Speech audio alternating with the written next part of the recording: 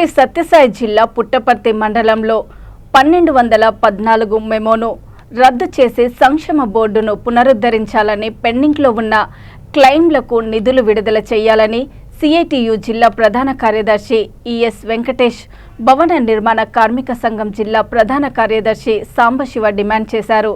రాష్ట్ర భవన నిర్మాణ కార్మిక సంఘం పిలుపు మేరకు సత్యసాయి జిల్లాలో భవన నిర్మాణ కార్మికుల సమస్యలపై కలెక్టర్ కార్యాలయం ముందు నిరసన వ్యక్తం చేశారు. అనంతరం కలెక్టర్కి వినతి పత్రం అందజేశారు. ఈ సందర్భంగా వారు మాట్లాడుతూ ఉమ్మడి ఆంధ్రప్రదేశ్ భవన మరియు ఇతర నిర్మాణ కార్మికులు సుదీర్ఘ పోరాటాలు చేసి సాధించుకున్న సంక్షేమ బోర్డును గత ప్రభుత్వం నిర్వీర్యం చేసి కార్మికులకు సంక్షేమ పథకాలు అందకుండా 1214 మెమోను తీసుకురావడం బాధాకరమని అన్నారు.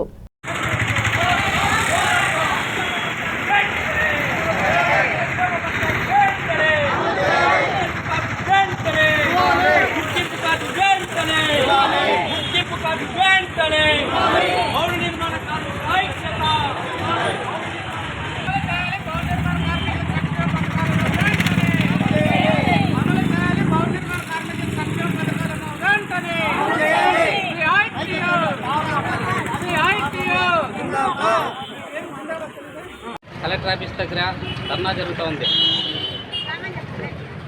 భవన నిర్మాణ కార్మికులకు సంబంధించిన సంక్షేమ బోర్డు అప్పుడు టీడీపీ ప్రభుత్వంలో పథకాలు వస్తూ ఉండే, అన్నీ అమల్లో ఉండే. ఏమి ఎక్కడ బేల్దారులు పడినా వాళ్ళకి డబ్బులు వస్తుండే, వాళ్ళ డెలివరీ అయినా డబ్బులు వస్తుండే, వాళ్ళ కూతురికి పెళ్లి చేసినా డబ్బులు పడుతూ ఉండే. కానీ వైసీపీ ప్రభుత్వం వచ్చిన తర్వాత సంక్షేమ పథకాలు ఏమేమి ఉన్నాయో భవన నిర్మాణ కార్మికులకు సంబంధించినటువంటి బ్యాన్ చేయండి అని చెప్పేసినారు జగన్మోహన్ రెడ్డి. కాకపోతే భవన నిర్మాణ కార్మికులు కష్టపడతారు, చెమట ఊడ్చి పనులు చేస్తారు, బాగా పనులు జరిపించుకుంటారు, వాళ్ళు బాగా ఏసీ రూమ్లో పనుకుంటారు. కష్టపడిన వాళ్ళకి ఎవరో అస్సలు ఏ ముఖ్యమంత్రి కూడా ఆలోచన చేయడం లేదు. వచ్చిన పథకాలన్నీ బ్యాన్ చేసేసినారు. ఇప్పుడు మళ్ళీ చంద్రబాబు నాయుడు కూడా భవన నిర్మాణ కార్మికులకి వచ్చే పథకాలన్నీ మేము అమలు చేస్తాము, మాకు ఓటు వేయండి అని చెప్పినారు.